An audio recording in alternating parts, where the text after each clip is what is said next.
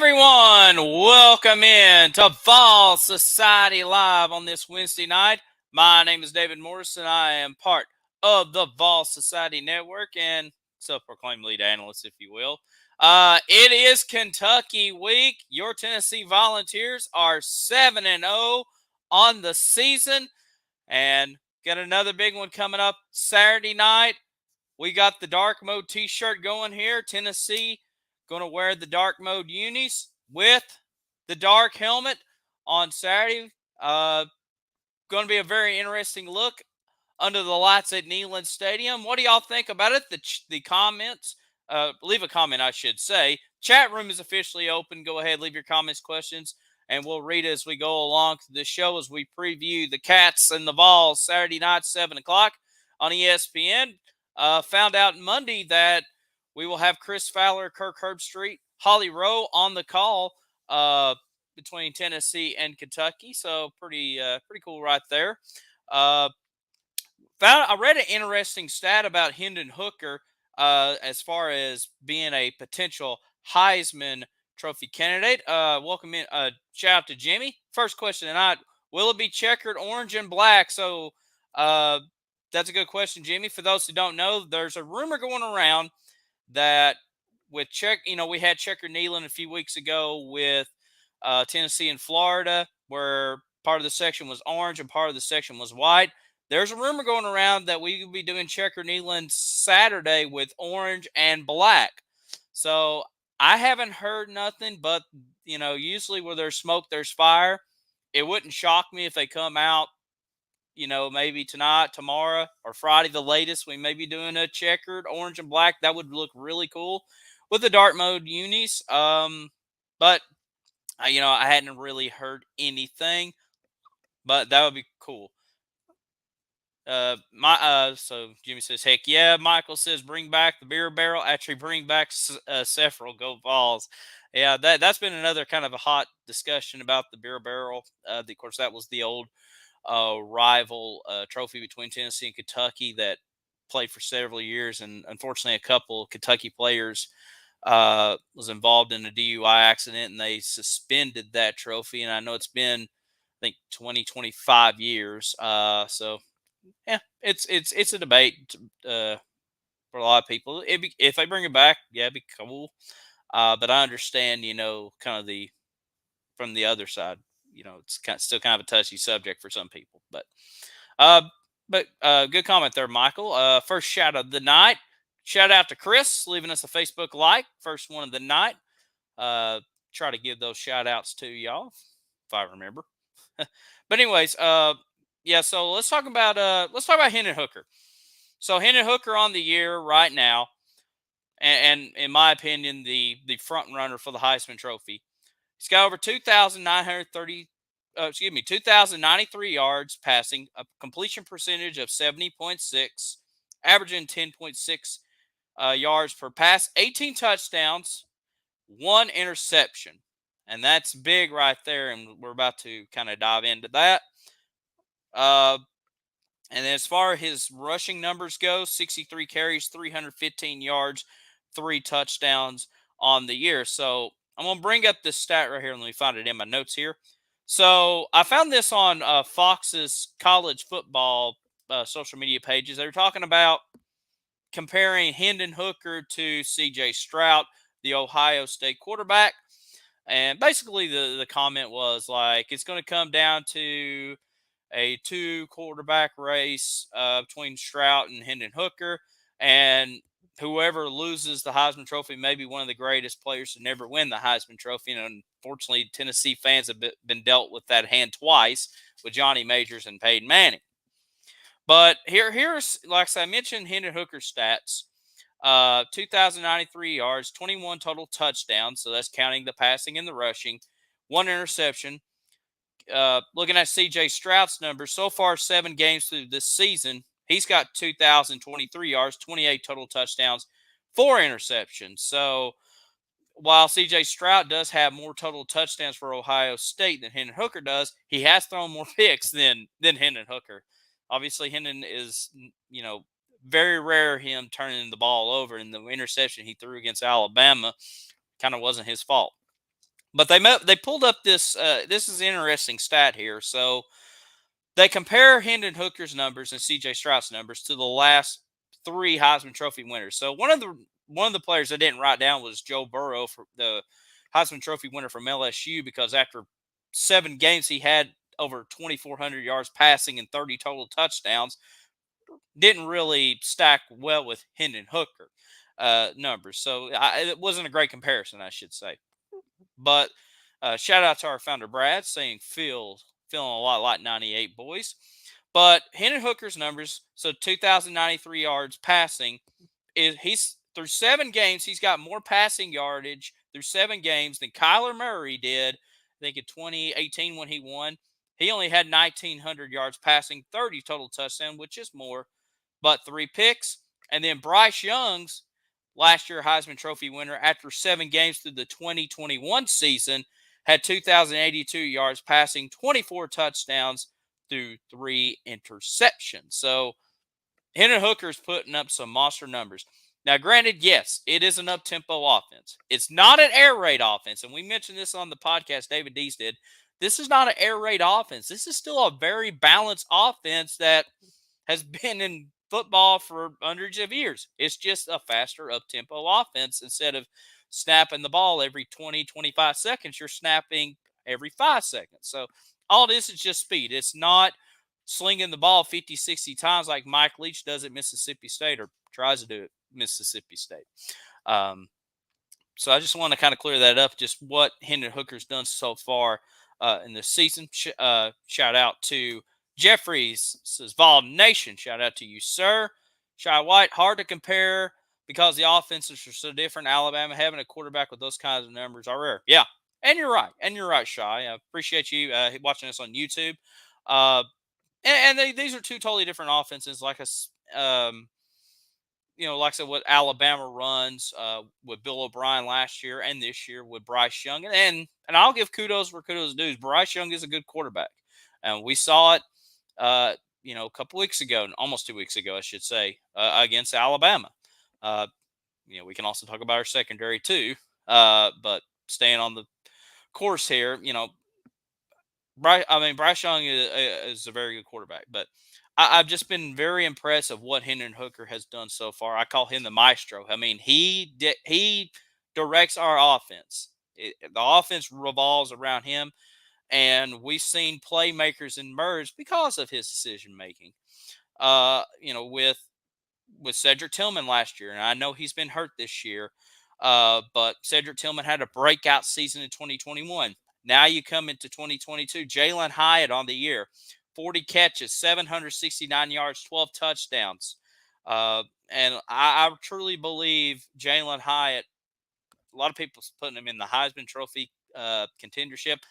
Not saying that. I definitely think he is a favorite to win the Blitnikoff, along with Marvin Harrison Jr. at Ohio State. But I think Jalen Hyatt should be a favorite for the Blitnikoff of the best wide receiver in the nation. Brew McCoy having a great season, 24 catches, 397 yards, 2 touchdowns. Ramel Keaton, 20 catches, 357, 3 touchdowns, and just goes on and on and on and on. And we're going to see some bigger numbers put up here going into the month of November. Jimmy says, think Hendon will play quarterback in the NFL before Dobbs. Sure, it'd be cool to see them working together on the same team. Hendon says Dobbs is his mentor. It probably will be. I don't get why Cleveland doesn't give a shot at Josh Dobbs. I think unless obviously they see him in practice more than us Vol fans do. We just want to see him succeed, obviously, but probably will. Like I said, we're going to be seeing this Saturday another favorite to be a top NFL draft pick in Will Levis. I'm not buying the Will Levis NFL draft stock. Yeah, he may have the size and the mechanics to achieve at the next level, but watching the way he protects the ball, way that his decision makings as far as winning in clutch games, I just don't see it. And we'll kind of dive into more of Kentucky in a moment. And Brad agrees with me. And Brad would love to have Hendon Hooker come to the Carolina Panthers after the Baker Mayfield disaster. Give another shout out here. Shout out to David, leaving us a like on Facebook. Shout out to you. Uh, yeah, let me look at. I mean, like I said, just looking at this offense so far, and we talked about this a lot, but right now Tennessee is averaging 50 points a game so far this season, thanks to the 65-24 win over UT Martin that shot us above 50, or barely above 50. 46 total touchdowns on this season. That's just ridiculous. Um, third down efficiency, 51%. Figure that'd be a little higher, but I guess it's right at, you know, half and half. Fourth down conversions, Tennessee's 12 for 17 on fourth down conversions at 70.59%. That's really good. Obviously, Josh Heupel is going to be aggressive on third downs and fourth downs, continuing to chug along that offense. And, numbers don't lie right here. It's just fantastic to see. Uh, see who. Oh, never mind. I was thinking, why does this say 2 interceptions? I know who has the second interception. It was Gaston Moore last week. But yeah, any questions so far? Like I said, this is part of your show. This is not just me necessarily ranting on. We'll kind of dive into Kentucky right here. Go ahead and pull up Kentucky stats for you. So Kentucky's coming into this contest 5-2 on the season. They defeated Mississippi State back on October the 15th. So right when we were defeating uh, Alabama. So they had a bye week. So Kentucky should be fresh, ready to go and playing us. And I'm sure they've been practicing, since the Monday after the Mississippi State game, as far as up tempo offense goes. And Mississippi State's up tempo to a certain degree, except they're more passing. Brad says, what are their strengths? I really like the running game as far as their strengths go. I mentioned on the podcast Chris Rodriguez Jr., Kavasi Smoke, both tremendous running backs. They both have been thorns to our side the last couple of years or 3 years when we played them. Going to have to find a way to stop him. Now, I trust Ronnie Gardner. I trust his rush defense to take care of it. But they're two big bruising running backs, and we're going to see a lot of these guys switch in and out. Kind of looking at some of their numbers here. They're pretty effective on fourth down conversion. They're 9 for 13, 69%. Third down conversions, they're 42%, not the best. Obviously, Will Levis is going to be I don't think he's going to have not had a great season so far, but I think he's had a solid season for the most part. 1,600 yards passing, 13 touchdowns on the year, 5 sacks. He's been sacked, or 5 interceptions. He's been sacked 20 times. So their offensive line needs to really protect Will Levis. If they have a shot in this game, obviously we want to get the win. Let's see here. But kind of not much strengths, but there are some strengths. Aaron says, are the Vols odds to make the playoffs better if they lose to Georgia than to make it to the SEC championship game and lose there hypothetically? I think it's going to come down, Aaron, to obviously it depends on if Alabama wins the West and how does TCU and maybe if Michigan does, because we kind of touched a little bit on the podcast a little bit. I just don't see 3 SEC teams making the college football playoffs, especially if TCU runs the table and wins the Big 12. They're going to take that undefeated TCU team over a third SEC team, even with the SEC team having a tougher strength of schedule. And if we are that third team, I see TCU probably leapfrogging. I think a Clemson team, which has not played well at all, they still have at 0 in the loss column. If they run the table, they'll probably throw Clemson. It just all depends on how TCU and Clemson does. But as far as if they lose to Georgia, I think either way, they're still in the running for a playoff playoff spot either way. So it's just there's a lot of other teams that kind of have to watch out for. Shout out to my grandparents watching along. Michelle says, "What colors do the fans wear to the game? Is it a total blackout for the fans?" Um, the rumor we're hearing it's going to be a checker kneeling with orange and black. Now, nothing has been confirmed. Uh, but like if anything comes out from Danny White, we'll definitely post it on Vol Society. But right now, nothing has been officially announced. It's just a lot of rumors. It's kind of a big, heavy rumor going on that it may be a checker, orange, and black. So Bright says a lot of factors. Aaron says Clemson is trash. Hopefully they trip up. They almost did against Syracuse. I think if we play Clemson right now, I think we have a great shot against the Clemson Tigers. Brad says those Vols are going to beat Georgia, and Brad confirming Aaron's comment about Clemson is trash. Dees thinks that we're going to beat them by 30. So if we ever met Clemson, I should say. Brad says we would destroy Clemson. Yeah, but they still they still got that 0 in the loss column. But anyways, but like I said, it's amazing to think here we are.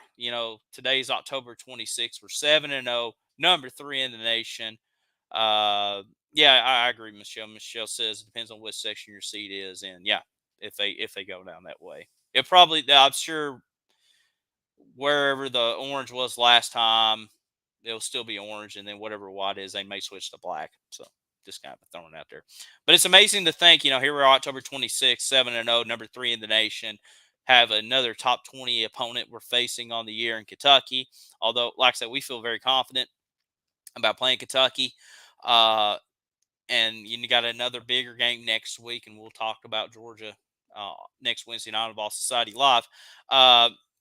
But like I said, we're in the thick of things, and the first poll comes out next Tuesday night, the day after Halloween. So we'll find out where the playoff committee ranks us as far as in the top 4 goes, or top 6. Because they usually reveal the top 6. I guess they reveal the whole poll, but I definitely think we should be in that top 4. And you could have a possible 1 versus 2 matchup with Georgia. Now, like I said, you got to take care of business this Saturday against Kentucky. We can't overlook that.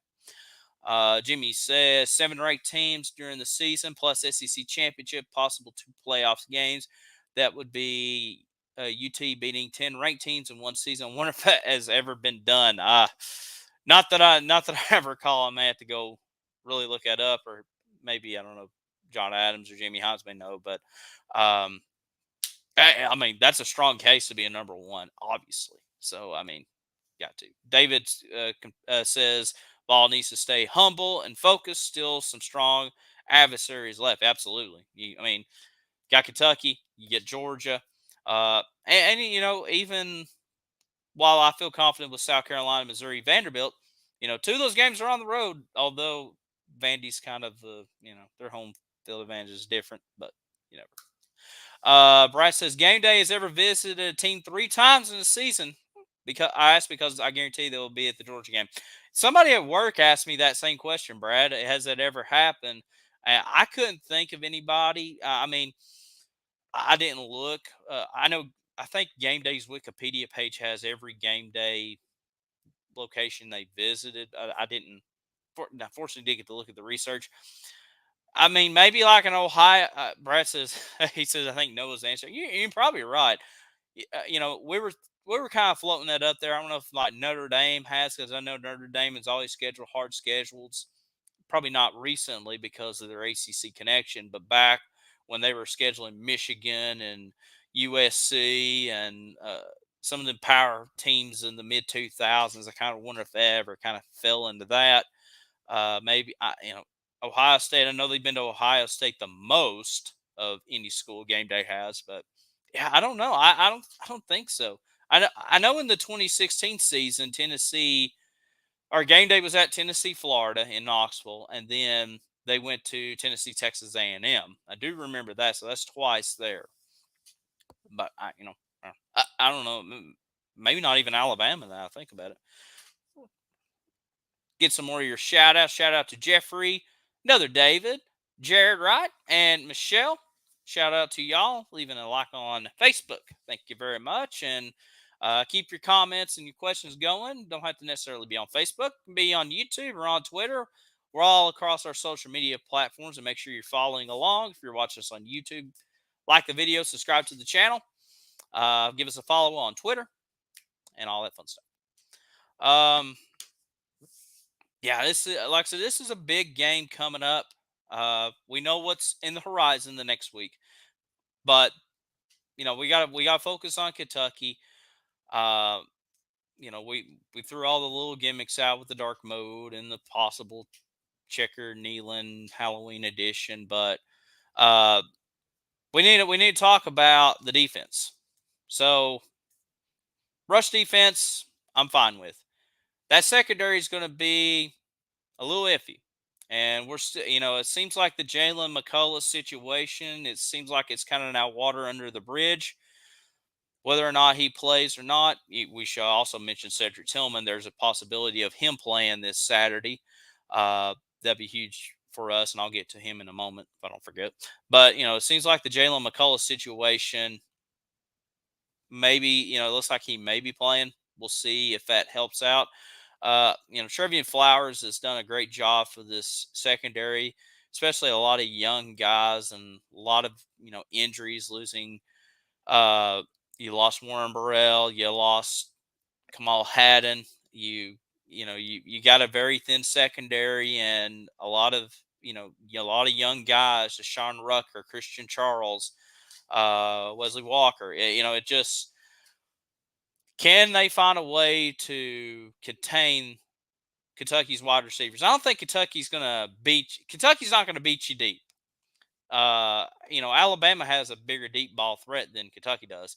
But, as far as coverage goes and not giving up big plays and making an easy day for Will Levis. So that should be something obviously to watch out for, is because it's going to be a lingering effect throughout the rest of the season. We kind of saw it against UT Martin, which that's probably my biggest disappointment, is giving up the 24 points to UC Martin. I know most of that was in the second half. Let's see. David says, do you think that Georgia will be tougher than Alabama, especially since it is a away game for Tennessee? This is definitely going to be the toughest environment we play, David. That's the game I'm more worried about.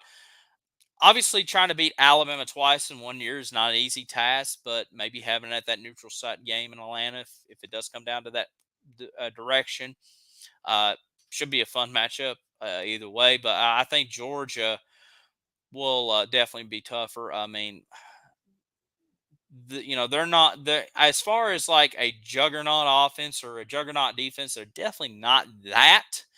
But, they have Kirby Smart. They know how to win games. They contained Hendon Hooker last year in Neyland. The crowd's going to be ready to go. We've seen Hendon Hooker be successful on the road last year and this year at Pitt and definitely at LSU. So it should be a fun game. It's definitely uh, going to be one of the biggest games of the year, not only the Tennessee schedule, but in the college football schedule. But like I said, playing on the road in Athens, going to have a raucous crowd. It's going to be a little challenging, but we'll see how it goes.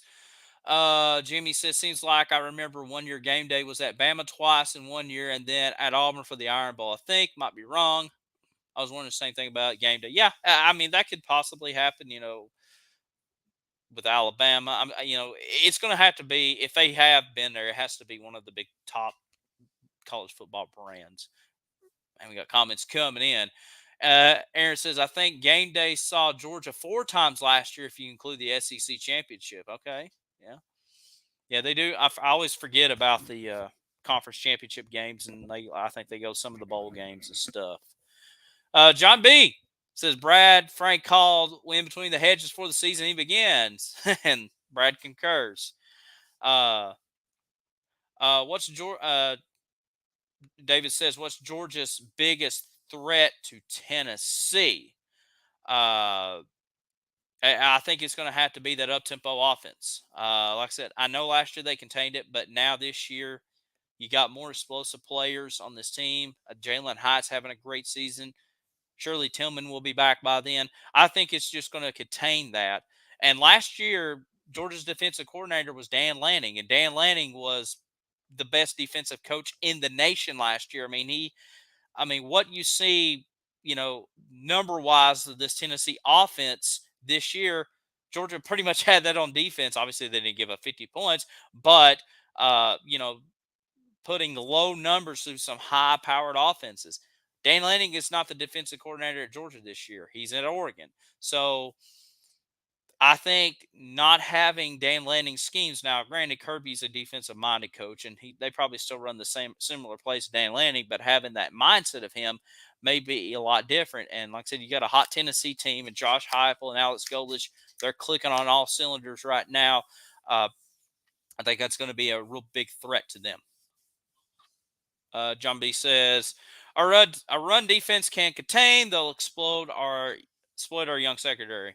Yeah, I mean that's gonna be a big key thing. I mean Stetson Bennett, and I know we're previewing ahead to Georgia, but Stetson Bennett, he's a winner. He's not going to put up 300, 400 yards passing and throw for 5 touchdowns, but he knows how to win, and that's at the end of the day what's come down to winning.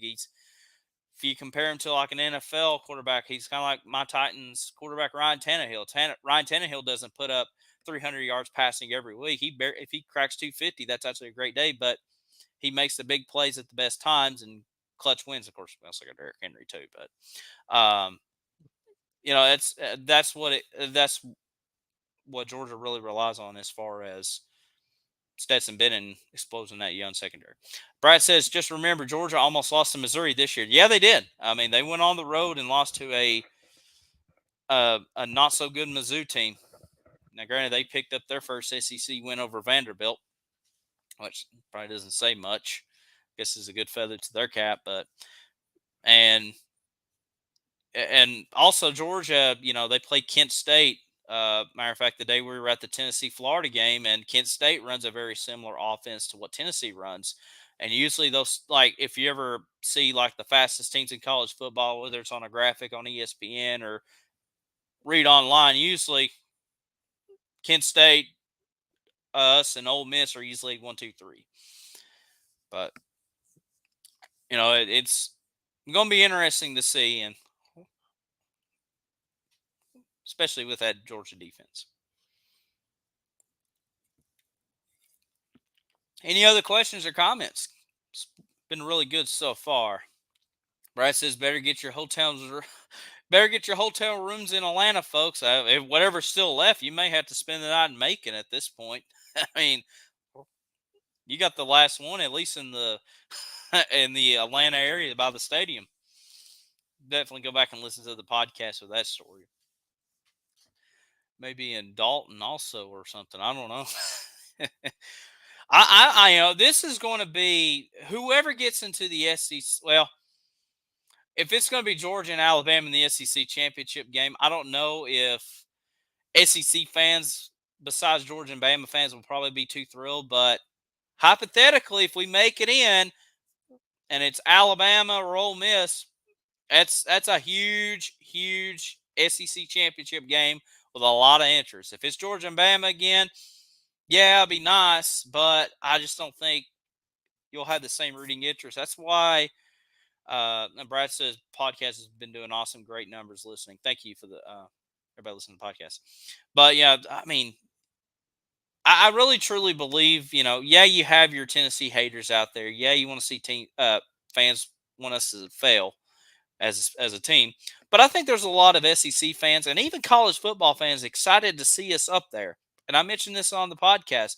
There's a lot of diehard college football fans that are tired of seeing the same teams in the playoff: Georgia, Alabama, Clemson, Ohio State. Yeah, you'll have a Michigan jump in one year or Oregon, but usually they just take a quick exit. Now you have a serious SEC contender in Tennessee right there in the playoff discussion that can match up with any team in the nation. There's, besides our secondary, there's not a lot of weaknesses on this team. And I think there's a lot of teams that's really rooting for us. And even getting to Atlanta, that's going to be a big key factor. And that's why that game next week is so important. David says, do you think that the weather will be a concern, possible rain, and who would have the advantage? That's a good question because we haven't played any very bad weather climates in this offense. We've been very fortunate with it. John B says we. I think so. As far as obviously both teams run the ball very well.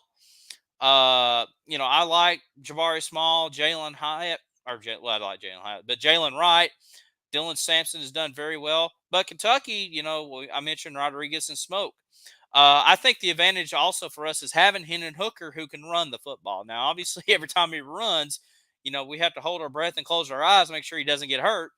But you have a lot of run advantages.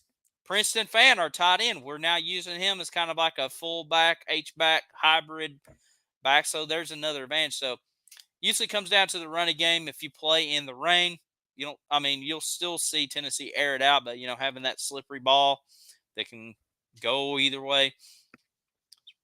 I definitely think we can have an advantage just having more options in the running game. Brett says weather's always an issue and key ingredient for mistakes. Hoping for good weather. Yeah, we've been very fortunate last couple of years. I felt like did it rain during the Music City Bowl, or I'm just imagining that, or sprinkled. I can't remember. I just know that Nissan Stadium field was awful last year, and so glad my Titans are getting a new stadium. That's still a long ways off. John B says we'll run the rock better than Kentucky if it rains. Jimmy says Paul Feinbaum's show has been hilarious. Listening to all the Bama fans, legends, and miscellaneous football really is so much better in American when the Vols are winning. Yeah, it's been very exciting to see us taking our team very seriously as far as winning a championship. And that's what it comes down to. You ask every college football team, and I know different college football teams, especially the lower level, they have their individual goals or their individual team goals like, well, if we make it to this bowl game, or maybe if we can make it to our conference championship game. But at the end of the day, it comes down to hoisting a trophy. And every college football team desires that. And like I said, Tennessee has the right staff, has the right people in place to make a serious run at a national championship. Jared says, had to look it up. Colorado and 95. Oh, this is I think this is the game day situation. Yeah. Okay. So Jared hooked this up. So he says, had to look it up, but Colorado had 3 and 95 game day appearances. Ohio State 3 and 96. Florida in 96 had 3. Florida had 4 and 97. Michigan in 97. Florida 3 and 99. Oklahoma had 5 in 2000. Okay. Miami had 3 and 01.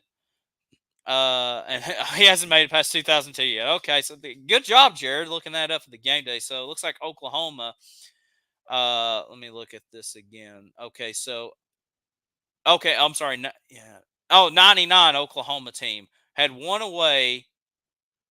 I think no, I guess 1 home, 2 away, 2 neutral. Okay, got that cleared up. Okay, cool. Good job, Jared. Man, on that. Brad saying, Jimmy, we even have a bunch of Bama fans that's been on our page lately. Yeah. The Bama fans have been they've been trolling everywhere. They've been saying their stuff. Uh yeah, John B confers. Yeah, I'll just say it's about Alabama fans,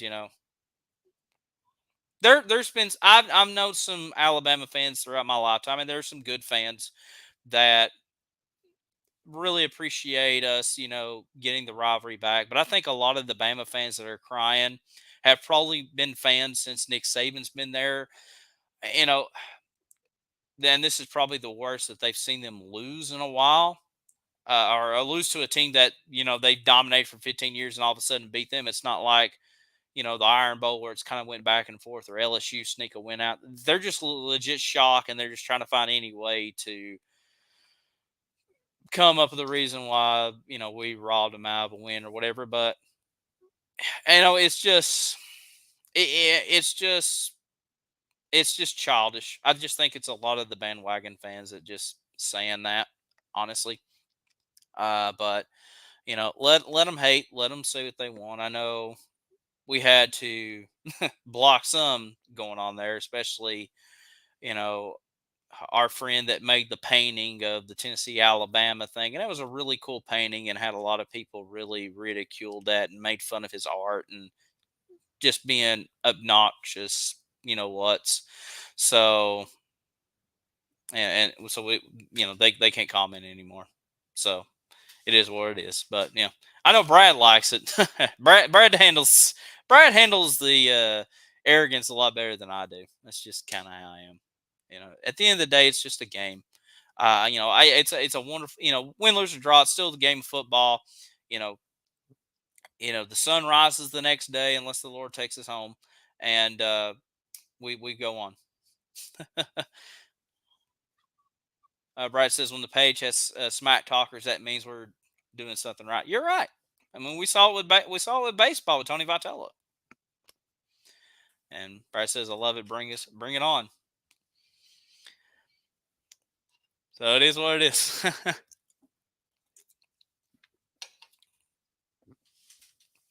Any other questions or comments?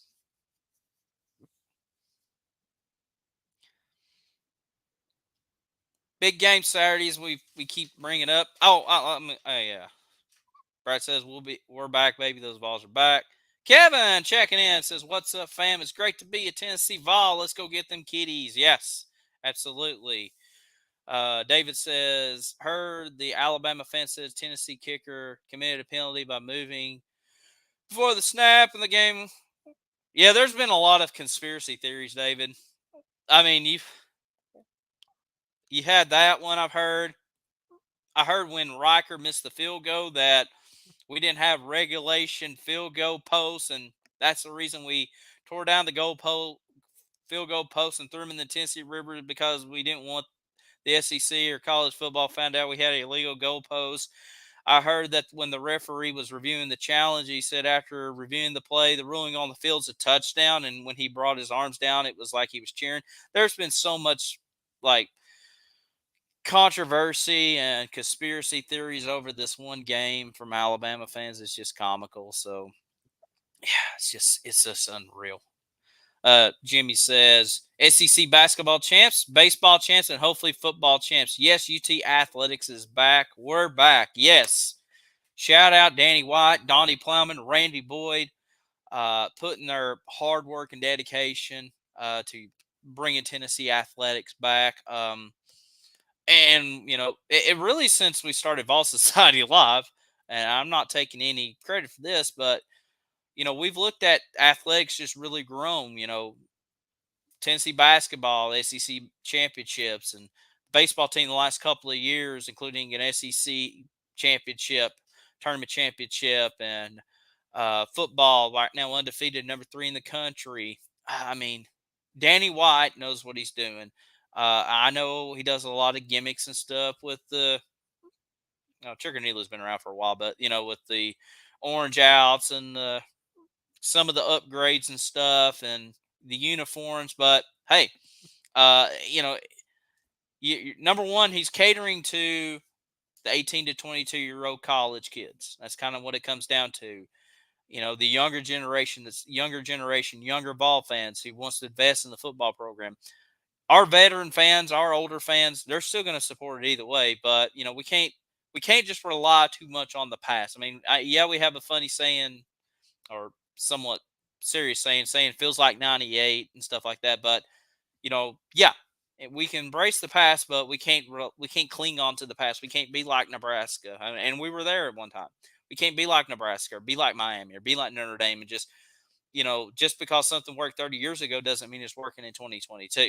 And I think Danny White realizes that, and we're seeing results right now. We got an offense that's well ahead of the football landscape. Brad says Vol Society's booming too. Let's go. Yeah. Shout out to Vol Society. 19,000 followers on Facebook, over 1,000 on YouTube. Can't remember how many we got on Twitter. I'm sure it's really good. Like I said, the podcast is doing very well. Downloads are great. Over 800 downloads. The Eric Ainge show, the episode when we had Eric Ainge on for the Alabama game was one of our most successful podcasts. So definitely go back and check out.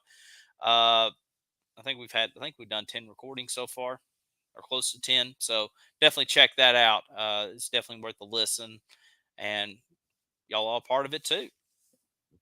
Cedric Tillman, I forgot now. I come back to him. It's funny comment by Brad. Cedric Tillman, rumor is he's going to play. I know we said that the last several weeks, but the target date was Kentucky. If he goes, it's going to be awesome. It's going to be very interesting to see how they dial up a game plan for him. Do they go conservative with him, throw a little, dinks and dunks at him, or do they let them all out? What does it do for Jalen Hyatt, for McCoy, Ramel Keaton? Does some of their reps get cut? It's going to be very, very interesting, but definitely I'm excited whenever Cedric Tillman does come back at 100%, ready to go. David says, I definitely think the Vols run the best no-huddle offense in college football. Absolutely. I still remember that first game when we played Bowling Green and we went down and scored that opening touchdown. The first thing I said was, this ain't your granddaddy's Vol football anymore. Jimmy says, I checked your channel out on YouTube. I like what I see. Doing a great job. Keep it up. Thank you, Jimmy. Appreciate that. Shout out to Marcus leaving us a love on Facebook. Shout out to Will, Danny, Jeffrey, leaving us a like. Kevin says, love the uniforms for this weekend. Dark mode, like back in the 1920s. Yeah, so it's not a new thing. I'm glad you mentioned that, Kevin. Tennessee wore dark uniforms or black uniforms in the 1920s. So, hey, win-win. Going it back 100 years ago. Except, 100 years ago, I don't even think at times we were scoring high points if we were playing like King College or Maryville, but like not like Alabama or Vanderbilt back in the 20s. It was like 3-0 or 9-2. It was just the most wacky score. But like if it was like Maryville or Carson Newman or King College of the 20s, it was like 70-0. It's just so weird. Any others?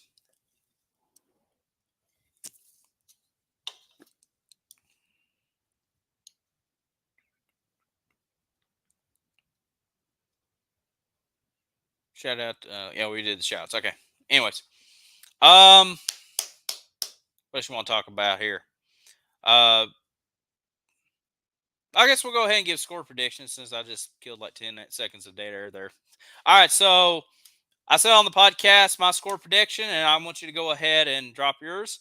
I got a Facebook user says, first time listener, you're doing a great job. Keep it up, go Balls. Thank you very much for watching us on Facebook. I'm going for Saturday, my score, Tennessee 45, Kentucky 26. I think, the point spread is 12 points. I think Tennessee is going to blow that number out. I think this offense is clicking. You're at home. You're going to have a hostile environment.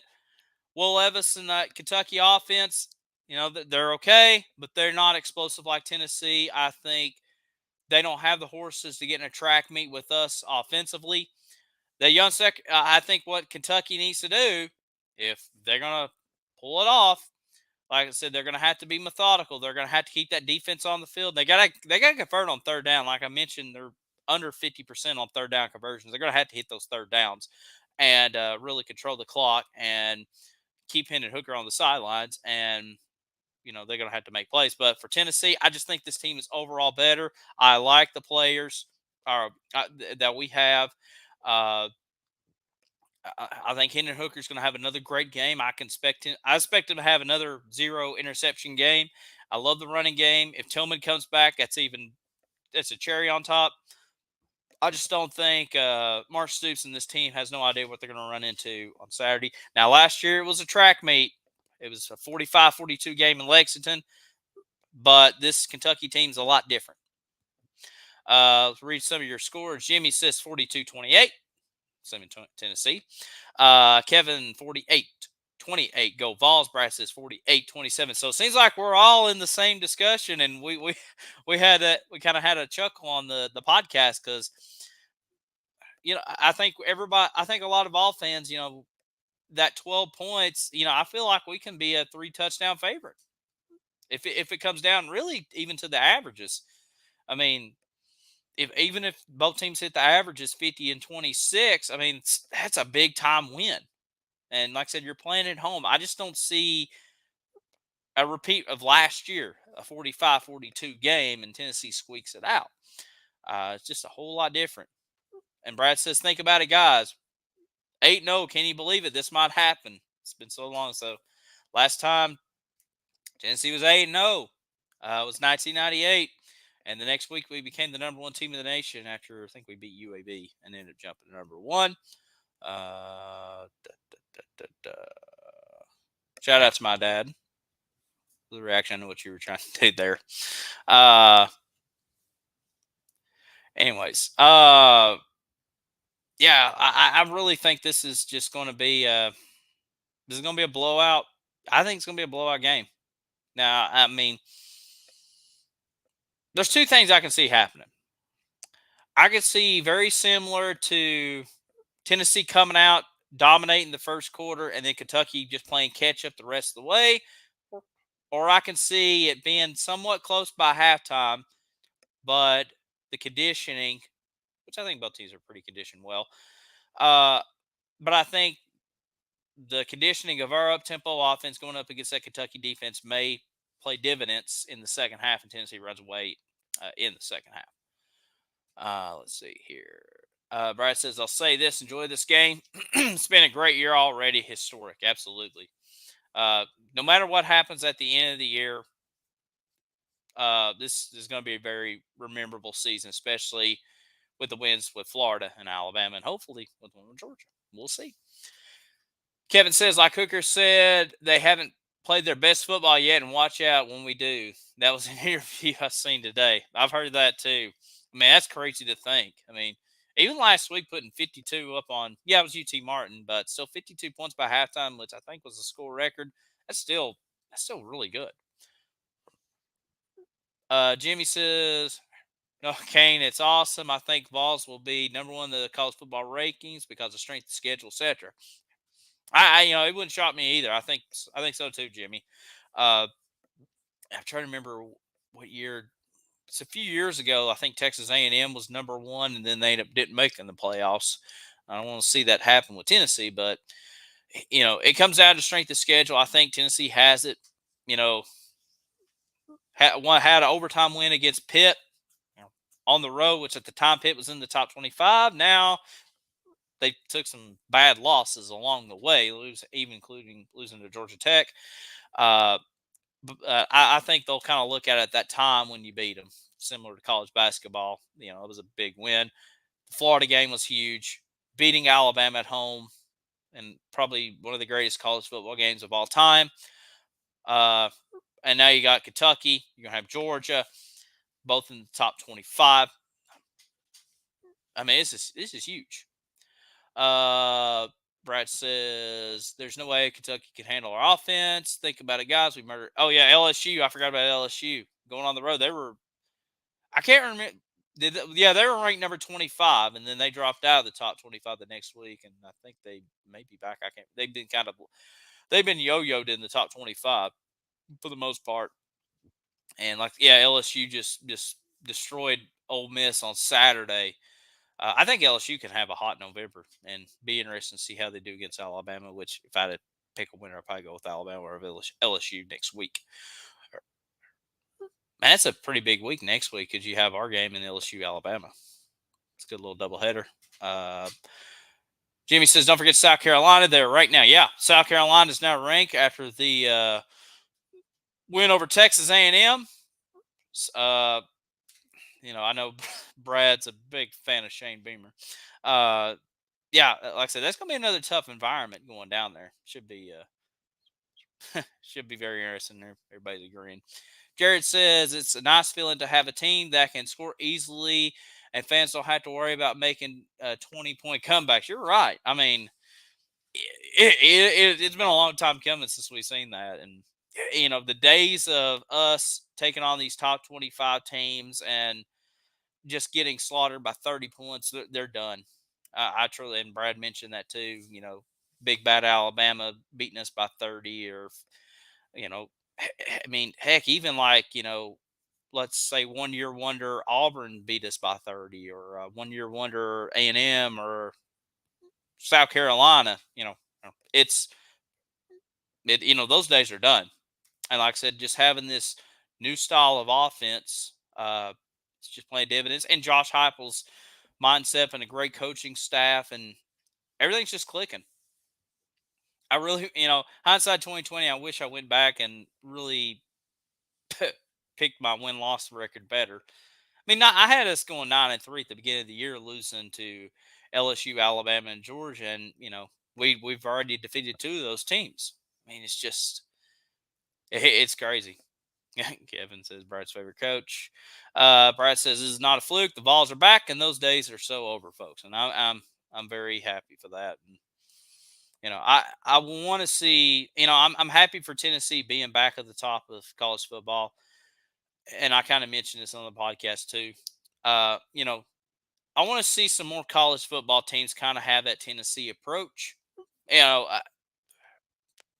I want to. I want to see, and it's probably hypothetically thinking, but I want to see all these Power Five conferences at least have three or four teams that's going to be competitive every year. I mean, the SEC, yeah, with Georgia and Alabama, but you look at the ACC, it's just Clemson versus the field. The Big Ten, it's either Ohio State and Michigan versus the field. Still going to be kind of that way this year. Penn State's, can be in that discussion too. Pac-12, spin a wheel, just whoever's the hot program that year.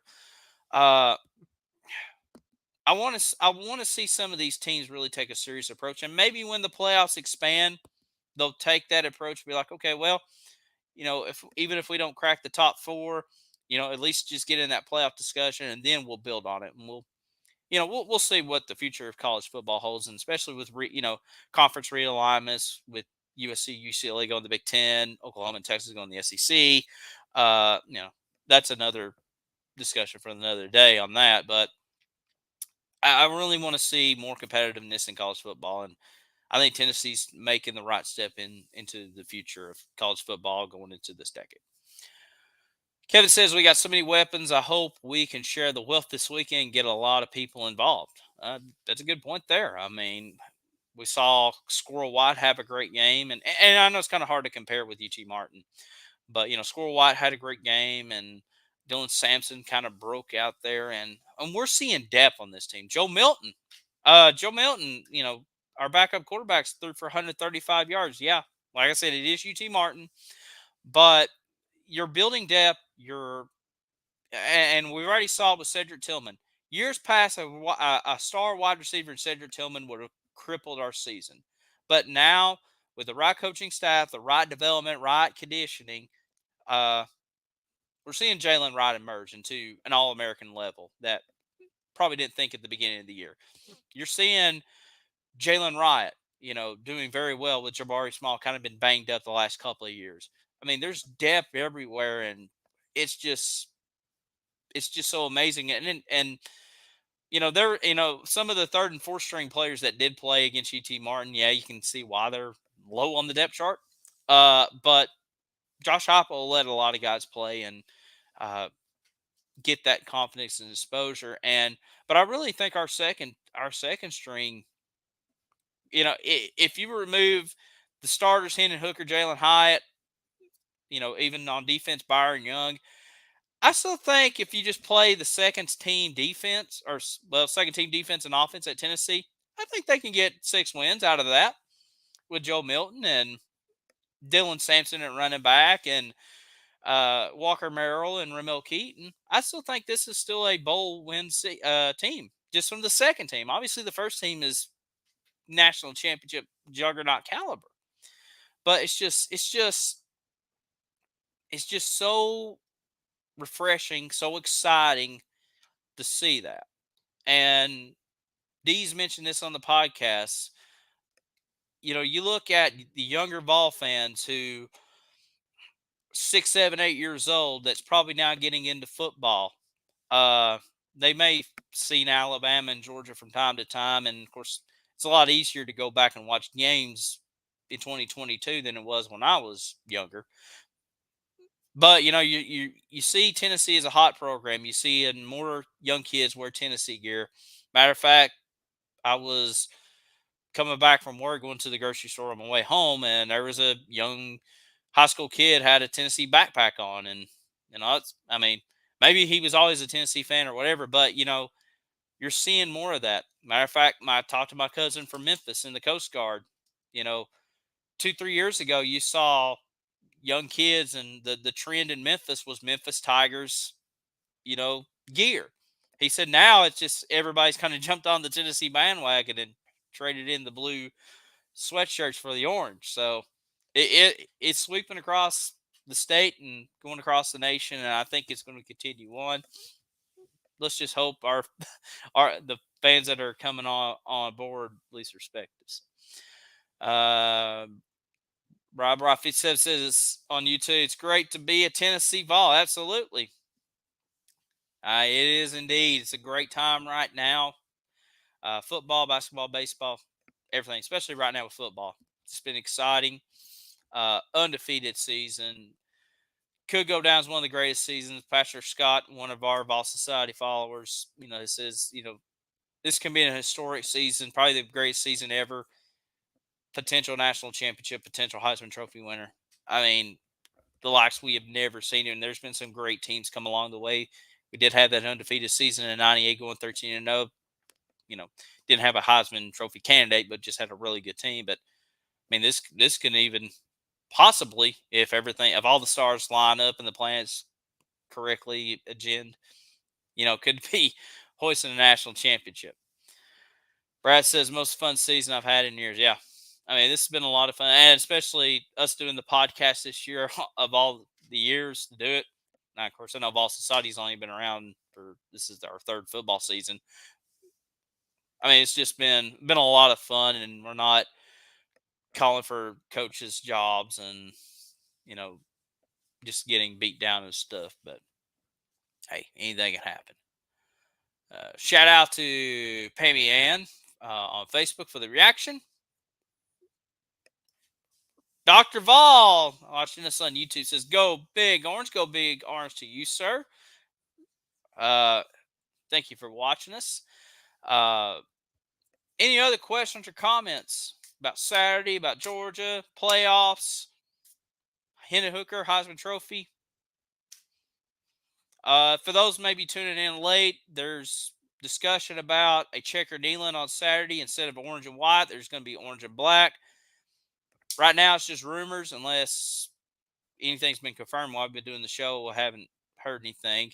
But if anything breaks about doing a checker kneeling on Saturday, we'll post it on Vol Society. So if anybody's tuning in early or just tuning in right now, I should say. And as far as Cedric Tillman goes, looks like he may be playing. Maybe. Let's see here. Back to YouTube. This is Josh has developed a true team mindset.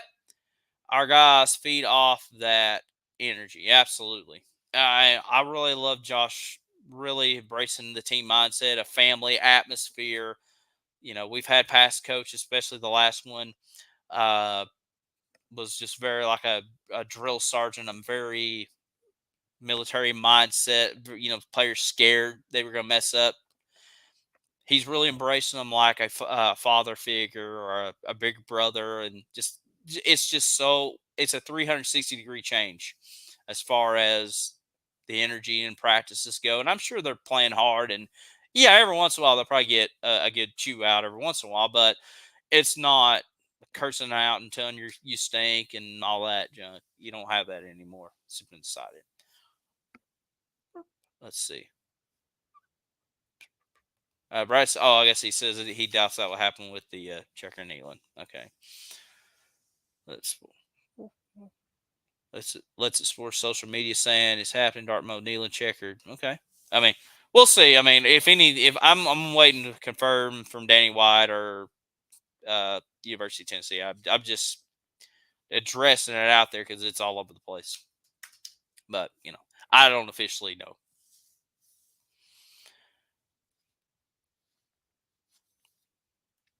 But I know that's been kind of the discussion, especially with the dark mode uniforms. I like the dark mode uniforms. I like the black helmets. Looks really cool. It's going to look really great under the lights.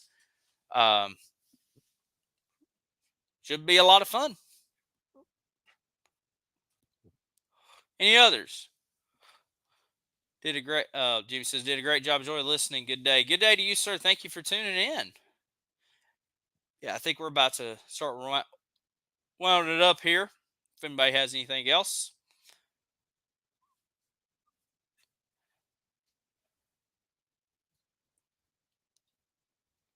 Think not.